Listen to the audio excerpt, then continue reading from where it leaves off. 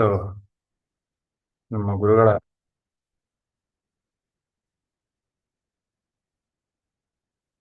ಮುನ್ನೂರ 65 ದಿನ ಸಂದೇಶದಲ್ಲಿ ನಾವು 18 ಸೂತ್ರಗಳ ಒಂದು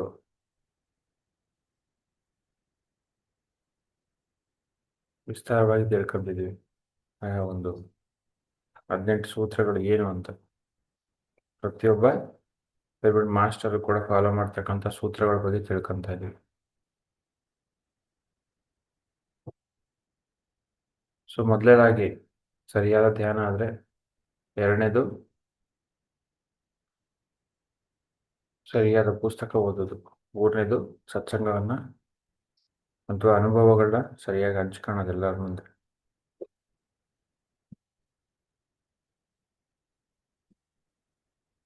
ನಾಲ್ಕನೇದೇನು?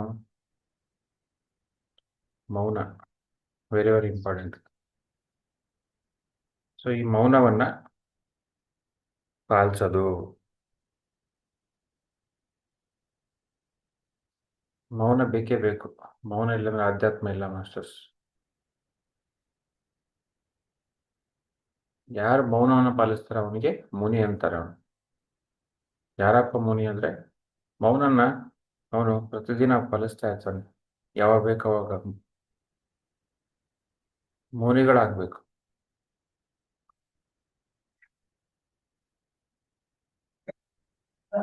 ಸೊ ಯಾರು ಮೌನನ್ನ ಪಾಲಿಸ್ತಾರೆ ಸಹಜವಾಗಿ ಅವರು ಧ್ಯಾನಕ್ಕೆ ಜಾರ್ತಾರೆ, ತಮ್ಮ ಜೊತೆ ತಾವಿರಕ್ಕೆ ಪ್ರಾರಂಭ ಆಗುತ್ತೆ. ಸಹಜವಾಗಿ ಮನಸ್ಸು ಖಾಲಿ ಆಗುತ್ತೆ. ಮೌನ ಎಷ್ಟು ಪ್ರಾಕ್ಟೀಸ್ ಮಾಡ್ತೀವಿ ನಾವು, ಎಷ್ಟು ಮಾತಾಡ್ತಾನೆ ಇರ್ತೀವಿ, ಮನಸ್ಸು ಅದ್ರ ಕೆಲಸ ಪ್ರಾರಂಭ ಮಾಡ್ತಾ ಇರುತ್ತೆ. ಸೊ ಮನಸ್ಸಿಗೆ ಕೆಲಸ ಪ್ರಾರಂಭ ಮಾಡಬಾರ್ದು, ಅದು ಇರೋದು. ಮನಸ್ಸಿಗೆ ಕೆಲಸ ಪ್ರಾರಂಭ ಮಾಡಬಾರ್ದು ಅಂದ್ರೆ ಆ ಮೌನವನ್ನ ಹೆಚ್ಚೆಚ್ಚು ಅಭ್ಯಾಸ ಮಾಡಬೇಕು. ಧ್ಯಾನವನ್ನು ಹೇಗೆ ಅಭ್ಯಾಸ ಮಾಡ್ತೀವಿ, ಮೌನವನ್ನು ಕೂಡ ಅದ್ಭುತವಾಗಿ ಅಭ್ಯಾಸ ಮಾಡಬೇಕು.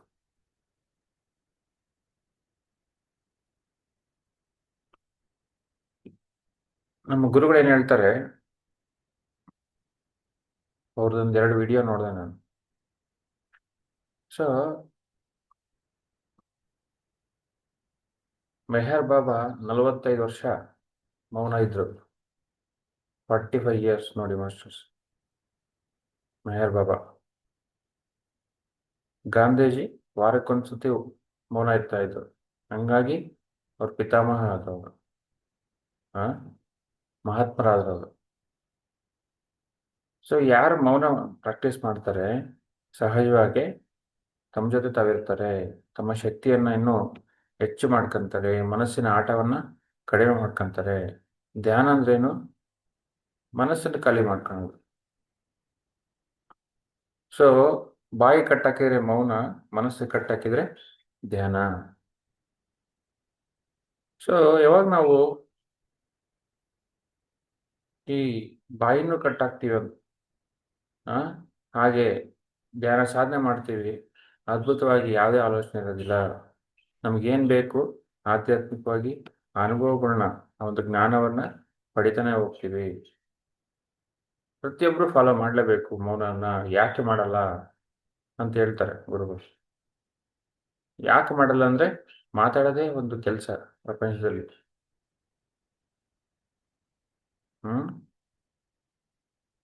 ಹೆಚ್ಚು ಕೇಳಿಸ್ಕೋಬೇಕು, ಸ್ವಲ್ಪ ಮಾತಾಡಬೇಕು. ಹಂಗಾಗಿ 2 ಕಿವಿ ಇದೆ ನೋಡಿ, ಬಾಯಿ ಒಂದೇ ಇರೋದು.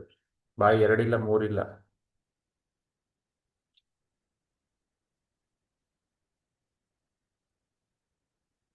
ಹೆಚ್ಚು ಕೇಳಿಸ್ಕೊಂಡು ಕಡಿಮೆ ಮಾತಾಡಬೇಕು ನೋಡಿ. ಅದು ಪ್ರಕೃತಿ ಅದಕ್ಕೆ 2 ಕಿವಿ ಕೊಟ್ಟಿದೆ. ಹೆಚ್ಚು ಕೇಳಿಸ್ಕೊಂಡಷ್ಟು ಜ್ಞಾನ ಜಾಸ್ತಿ ಆಗುತ್ತೆ, ಕಡಿಮೆ ಮಾತಾಡಿದಷ್ಟು ಜ್ಞಾನ ಜಾಸ್ತಿ ಆಗುತ್ತೆ. ಪ್ರತಿಯೊಬ್ಬರು ಮೌನನ್ನ ಹೆಚ್ಚು ವಾರಕ್ಕೊಂದಿನ ಪ್ರಾಕ್ಟೀಸ್ ಮಾಡಲೇಬೇಕು. ನಾವೆಷ್ಟು ಮೌನವನ್ನು ಪ್ರಾಕ್ಟೀಸ್ ಮಾಡ್ತೀವಿ ಅಷ್ಟು ಶಕ್ತಿ ನಾವು ಸಂಗ್ರಹಿಸ್ಕೊಂತೀವಿ ನಮ್ಮಲ್ಲಿ. ನಮ್ಮ ಗುರುಗಳು 95 1 ವರ್ಷ ಮೌನ ಇದ್ರು. ಅದಾದ್ಮೇಲೆ 2015 ಎಂಡಿಗೆ, ಡಿಸೆಂಬರ್ ಎಂಡಿಗೆ ಪ್ರಾರಂಭ ಮಾಡಿದ್ದು ಮೌನನ್ನ.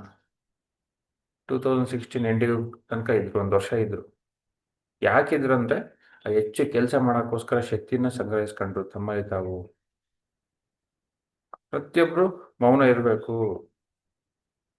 ಮೌನ ಎಷ್ಟಿರ್ತೀವಿ ಅಷ್ಟು ಹೆಚ್ಚು ಕೆಲಸ ಮಾಡೋಕ್ಕಾಗುತ್ತೆ ಅಂದ್ರೆ ಶಕ್ತಿ ಸಂಗ್ರಹಿಸ್ಕೊಂತೀವಿ ನಾವು.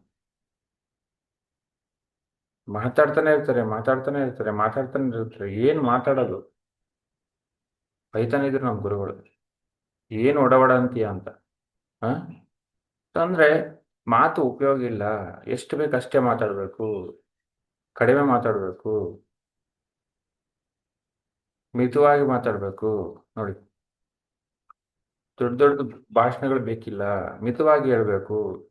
ಎಷ್ಟು ವಿಷಯ ಇದೆ ಅಷ್ಟೇ ಮಾತಾಡಬೇಕು. ನೋಡಿ, ವಿಷಯವನ್ನ ಸ್ಪಷ್ಟವಾಗಿ ಕಡಿಮೆ ಪದಗಳಲ್ಲಿ, ಕಡಿಮೆ ಆ ಒಂದು ಟೈಮಲ್ಲಿ ಪ್ರಸ್ಫುಟ ಪಡಿಸ್ಬೇಕು. ಅದೇ ಮಾಡ್ತಾ ಇದ್ರು ನಮ್ಮ ಗುರುಗಳು. ಪ್ರತಿ ಮಾತಲ್ಲೂ ಕೂಡ ಅಷ್ಟು ಆಳ ಯಾಕೆ ಇರ್ತಿತ್ತು ಅಂದ್ರೆ ಅಷ್ಟು ಮೌನ, ಅಷ್ಟು ಧ್ಯಾನ ಇರ್ತಿತ್ತು ಅವ್ರ ಹತ್ರ. ಅಂದ್ರೆ ಪ್ರತಿ ಮಾತಲ್ಲೂ ಆ ಒಂದು ಶಕ್ತಿ ಇರ್ತಾ ಇತ್ತು, ಅಪಾರವಾದ ಶಕ್ತಿ ಇರ್ತಾ ಇತ್ತು. ಅವ್ರ ಸ್ಪೀಚ್ ಕೇಳಿದ್ರೆ ಸಾಕು, ಒಂದು ಸೈಲೆನ್ಸಿಗೆ ಬರೋದು ಎಲ್ಲ. ಯಾಕೆ ಅಂದ್ರೆ ಅಷ್ಟು ಆಳವಾಗಿ ಮೌನ ಇದೆ ಅವರಲ್ಲಿ, ಅಷ್ಟು ಧ್ಯಾನ ಇದೆ ಅಲ್ಲಿ. ಪ್ರತಿ ಒಬ್ರು ಕೂಡ ಈ ಮೌನ ಹೆಚ್ಚು ಪ್ರಾಕ್ಟೀಸ್ ಮಾಡಿದಾಗ ಸಹಜವಾಗಿ ಬರುತ್ತೆ ಮಾಸ್ಟರ್ಸ್. ಅದು ಸಹಜವಾಗಿ ಬಂದ್ಬಿಡುತ್ತೆ. ಯಾಕಂದ್ರೆ ಶಕ್ತಿ ಸಂಗ್ರಹಿಸ್ಕೊಂತೀವಿ ನಮ್ಮಲ್ಲಿ ನಾವು. ವಿಷಯಗಳನ್ನ ಸ್ಪಷ್ಟವಾಗಿ ನೇರವಾಗಿ ಮಾತಾಡಬೇಕು ಯಾವಾಗಲೂ. ಅದು ಇರೋದು. ಡೈರೆಕ್ಟ್ ಆಗಿ ಹೇಳ್ಬೇಕು ವಿಷಯಗಳನ್ನ ಯಾವಾಗಲೂ. ಸೊ ಯಾವಾಗ ನಾವು ಡೈರೆಕ್ಟ್ ಆಗಿ ಹೇಳ್ತೀವಿ ಅಂದ್ರೆ ಯಾವಾಗ ಹೆಚ್ಚು ಶಕ್ತಿ ಇರುತ್ತೆ ನಮ್ಮ ಹತ್ರ, ಆ ಅಪಾರವಾದ ಮೌನ ಇರುತ್ತೆ, ಆಳವಾದ ಮೌನ ಇರುತ್ತೆ, ಆ ಡೈರೆಕ್ಟ್ ಆಗಿರುತ್ತೆ ಉತ್ತರ. ಆ ಉತ್ತರ ಕೂಡ ಸರಿಯಾಗಿರುತ್ತೆ. ನೋಡಿ, ಅಂದ್ರೆ ಯಾವ ಪರ್ಸನ್ ಬಂದಿದ್ದಾನೆ ಆ ಪರ್ಸನ್ಗೆ ಏನ್ ಬೇಕು ಅಂತ ಉತ್ತರ ನಮ್ಮಿಂದ ಬರುತ್ತೆ ಒಳಗಿಂದ. ಯಾಕಂದ್ರೆ ಆ ಪರ್ಸನ್ ಸರಿಯಾಗಿ ಅರ್ಥ ಮಾಡ್ಕೊಂತೀವಿ ನಾವು ಆ ಆಳವಾದ ಮೌನ ಇದ್ದಾಗ ನಮ್ಮಲ್ಲಿ. ಅಂದ್ರೆ ಆಳವಾದ ಮೌನ ಈಸ್ ಈಕ್ವಲ್ ಟು ಆಳವಾದ ಶಕ್ತಿ, ಆಳವಾದ ಜ್ಞಾನ.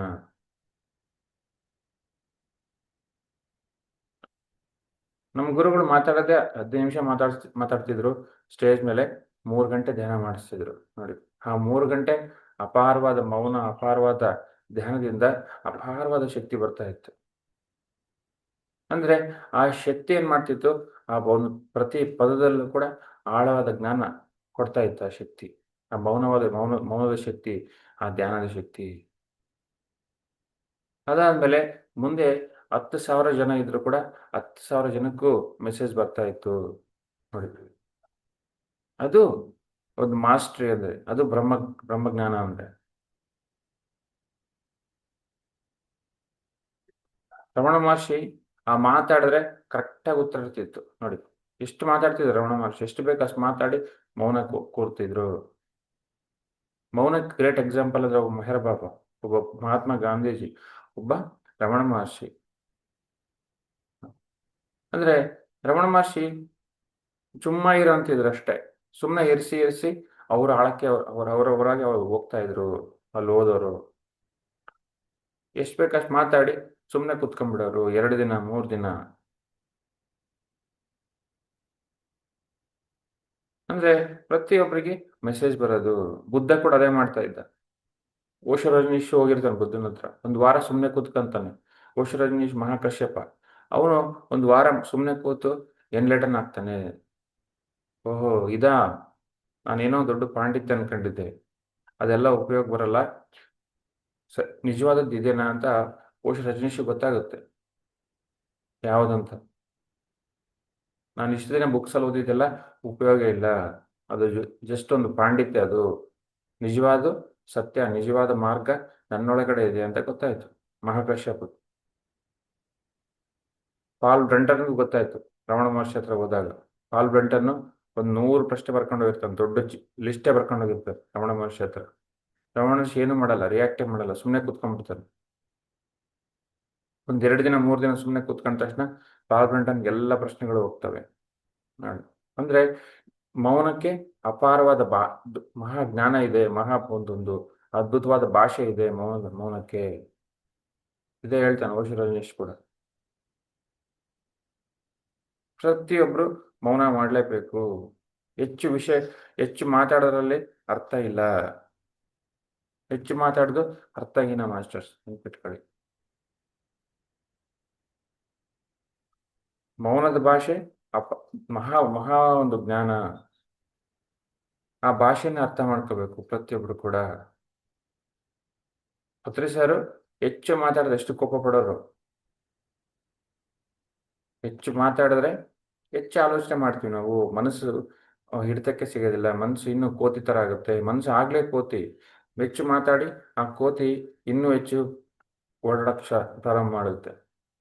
ಅಂದ್ರೆ ಆ ಮನಸ್ಸಿಗೆ ಕಡಿಮೆ ಕೆಲಸ ಕೊಡ್ಬೇಕಂದ್ರೆ ಮಾತು ಕಡಿಮೆ ಇರಬೇಕು, ಮಿತವಾಗಿರ್ಬೇಕು. ಮಾತು ಎಷ್ಟು ಮಿತವಾಗಿರ್ತವೆ ಅಷ್ಟು ಅದ್ಭುತವಾಗಿರ್ತವೆ ಮಾತುಗಳು ಕೂಡ. ಆ ಮಾತಲ್ಲಿ ಅಷ್ಟು ಶಕ್ತಿ ಇರುತ್ತೆ ಯಾವಾಗ್ಲೂ. ಸುಮ್ಮನೆ ಮಾತಾಡಬಾರ್ದು. ಈ ರೈಲಲ್ಲಿ ಹೋದಂಗೆ ಸುಮ್ಮನೆ ಟಕ ಟಕ ಟಕ ಮಾತಾಡಬಾರ್ದು. ಮಾತಿಗೂ ಗ್ಯಾಪ್ ಕೊಟ್ಟು ಆ ಆ ಒಳಗಿಂದ ಬರ್ಬೇಕು ಮಾತು. ಅದು ಯಾವಾಗ ಬರುತ್ತೆ ಅಂದ್ರೆ ಆಳವಾದ ಮೌನದಿಂದ, ಆಳವಾದ ಧ್ಯಾನದಿಂದ ಬರಕ್ ಸಾಧ್ಯ. ಬೇರೆ ಮಾರ್ಗ ಇಲ್ಲೇ ಇಲ್ಲ. ಪ್ರಪಂಚ ಎಲ್ಲ ಬರೀ ಮಾತಿಂದನೇ ಆಗುತ್ತೆ ಅನ್ಕೊಂತಾರೆ. ಮಾತಿಂದ ಆಗೋದಿಲ್ಲ, ಮೌನದಿಂದನೇ ಆಗಕ್ ಸಾಧ್ಯ. ನೋಡಿ, ಆ ರಮಣ ಮಹರ್ಷಿ ಹೋದಾಗ ಏನೂ ಇಲ್ಲ ಅರುಣಾಚಲದಲ್ಲಿ. ಆ ಮೌನ ಧ್ಯಾನದಿಂದ ಎಲ್ಲ ಸೃಷ್ಟಿ ಆಯ್ತು. ಹುಣ್ಣಿಮೆಗೆ ಹೋದ್ರೆ ಕಾಲಿಡಕ್ ಜಾಗ ಇರಲ್ಲ ಅಲ್ಲಿ. ಯಾಕೆ ಅಂದ್ರೆ ಆ ಮಹರ್ಷಿ ಮಾಡಿರ್ತಕ್ಕಂಥ ಸಾಧನೆ ಏನ್ ಸಾಧನೆ ಅಪ್ಪ ಅಂದ್ರೆ ಮೌನ ಸಾಧನೆ. ನೋಡಿ, ಅವ್ರು ಮಾಡದೇ ಇರ್ತಕ್ಕಂಥ ಧ್ಯಾನ ಮಾಡದಿರ್ತಕ್ಕಂಥ ಸ್ಥಳಗಳೇ ಇಲ್ಲ ಅರುಣಾಚಲಮಲ್ಲಿ. ಯಾಕಂದ್ರೆ ಅಷ್ಟು ಧ್ಯಾನ ಶಕ್ತಿ ಇದೆ, ಅಷ್ಟು ಮೌನ ಶಕ್ತಿ ಇದೆ. 2 ದಿನ 3 ದಿನ ಲೆಕ್ಕಲ್ಲೇ ಮೌನಕ್ಕೆ ಹೋಗ್ಬಿಡೋರು ರಮಣ ಮಹರ್ಷಿ. ನೋಡಿ,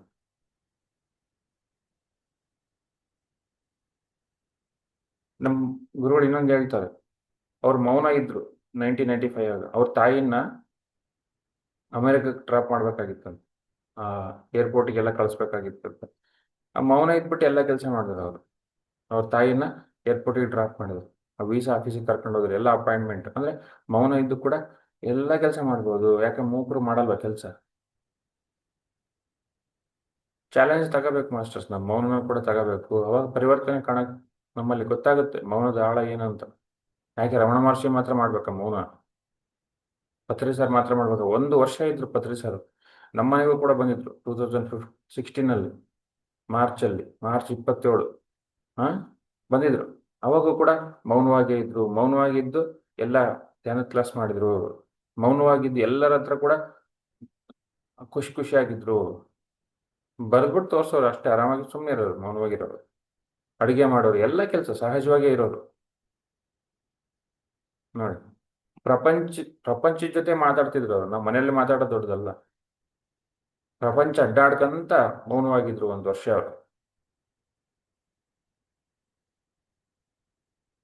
ಅಂದ್ರೆ ಎಲ್ಲನೂ ಖಂಡಿತ ಸಾಧ್ಯ. ಮಾತಾಡ್ಬೇಕಂತಿಲ್ಲ. ಏನೋ ಆಫೀಸ್ ವರ್ಕ್ ಇದೆ ಅಂದ್ರೆ ಕಷ್ಟ. ಬಟ್ ಸಂಸಾರದಲ್ಲಿ ಇದೀವಿ ಅಂದ್ರೆ ಖಂಡಿತ ನಾವು ಮೌನನ ಖಂಡಿತ ಮಾಡ್ಬೋದು. ಅದ್ರಲ್ಲಿ ಏನು ಸಂಶಯ ಇಲ್ಲ. ಏನು ಕಂಡೀಷನ್ಗಳಿಲ್ಲ. ಮಾತಾಡಿದ್ರೆ ನನ್ನ ಜೀವನ ನಡೆಯೋದೇ ಇಲ್ಲ ಅಂದ್ರೆ ಓಕೆ. ಯಾಕಂದ್ರೆ ಅವಾಗೇ ನಿಜವಾದ ಸಾಧನೆ ಪ್ರಾರಂಭ ಆಗೋದು.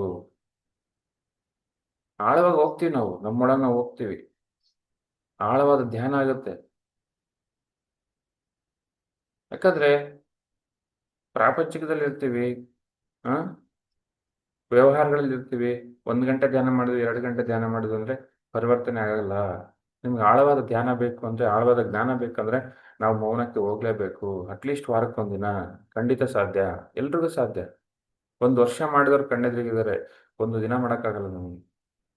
ಮಹಾತ್ಮ ಗಾಂಧಿ ವಾರದಲ್ಲಿ ಒಂದಿನ ಮೌನ ಇರ್ತಿದ್ರಂತೆ. ನೋಡಿ, ವಾರದಲ್ಲಿ ಒಂದಿನ. ಈ 365 ಡೇಸ್ ಅಲ್ಲಿ ನಾವು ಪ್ರತಿಯೊಂದನ್ನು ಕೂಡ ಚಾಲೆಂಜ್ ತಗೋಬೇಕು. ಸ್ವಾಧ್ಯಾಯ ಚಾಲೆಂಜ್ ತಗೋಬೇಕು, ಪಾಲಿಸ್ಲೇಬೇಕು. ಉಪವಾಸ ಆಗ್ಲಿ ಫಾಲೋ ಮಾಡ್ತಿದೀವಿ ನಾವು. ಇದು ಪರಿವರ್ತನೆಗೋಸ್ಕರ ನಾವು ಈ ಒಂದು ಕ್ಲಾಸ್ಗಳನ್ನ ಮಾಡ್ತಾ ಇರೋದು. ಎಲ್ಲರಲ್ಲೂ ಕೂಡ ಅಪಾರವಾದ ಪರಿವರ್ತನೆಗಳು ಬರಲೇಬೇಕು. ಆ ಪರಿವರ್ತನೆಗಳು ಶಾಶ್ವತವಾಗಿರಬೇಕು. ಸುಮ್ಮನೆ ಕೇಳಿದ್ವಿ, 4 ದಿನ ಮಾಡಿದ್ವಿ, ಬಿಟ್ಟಿವಿ ಅಂತಲ್ಲ, ಉಪಯೋಗ ಇಲ್ಲ. ಆ ಆ ಒಂದು ಪಟ್ಟು ಹಿಡಿದಿದ್ದೀವಿ. ಏನ್ ಪಟ್ಟು? ಧ್ಯಾನ ಪಟ್ಟು ಹಿಡಿದಿದ್ದೀವಿ, ಆಹಾರ ಪಟ್ಟು ಹಿಡಿದಿದ್ದೀವಿ, ಸ್ವಾಧ್ಯಾಯ ಪಟ್ಟು ಹಿಡಿದಿದ್ದೀವಿ, ಚಾಲೆಂಜ್ ಹಿಡಿದಿದ್ದೀವಿ. ಸರಿಯಾದ ಧ್ಯಾನನ ತಿಳ್ಕೊಂಡ್ವಿ, ಸರಿಯಾದ ಸ್ವಾಧ್ಯಾಯ ಮಾಡೋದು ತಿಳ್ಕೊಂಡ್ವಿ, ಆಹಾರ ಪದ್ಧತಿ ತಿಳ್ಕೊಂಡ್ವಿ, ಉಪವಾಸ ಮಾಡೋದು ತಿಳ್ಕೊಂಡ್ವಿ. ಹಂಗೆ ಮೌನ ಮಾಡಲೇಬೇಕು. ಇದು ನಮ್ಮ ಬದಲಾವಣೆಗೆ ಒಂದು ಮಹತ್ತರವಾದ ಒಂದು ಸ್ಟೆಪ್. ಇದು ಈ ವರ್ಷ ಅಷ್ಟು ಶಕ್ತಿ ಬರ್ತಾ ಇದೆ ಭೂಮಿ ಮೇಲೆ, ಅಷ್ಟು ಬದಲಾವಣೆಗಳಾಗ್ತಿದೆ.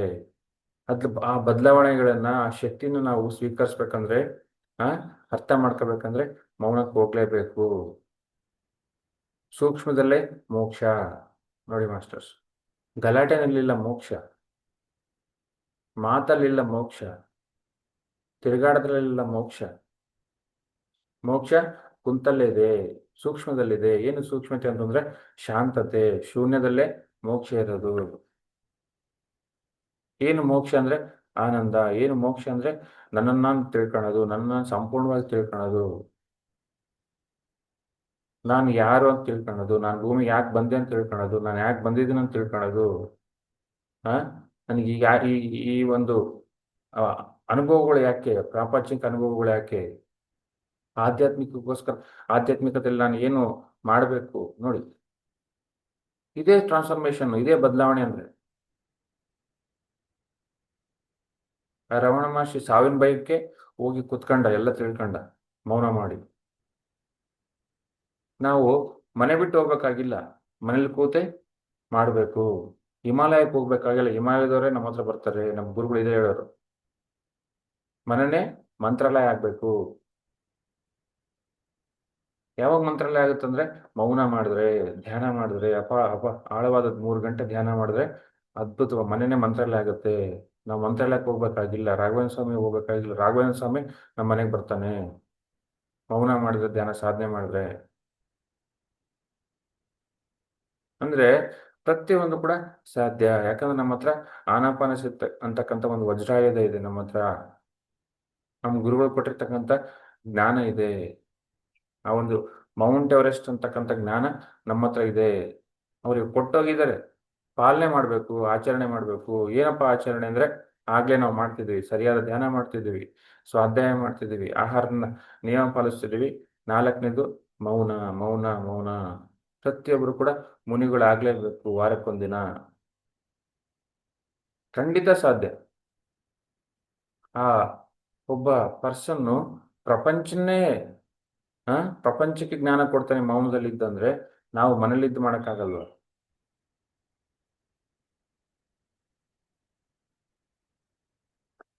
ವೆರಿ ವೆರಿ ಈಸಿ, ಮಾಡ್ಬೋದು, very easy.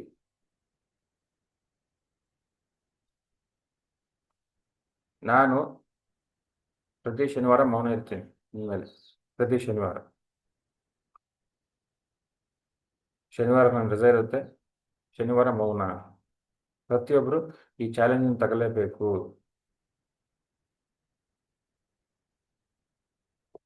Thank you masters.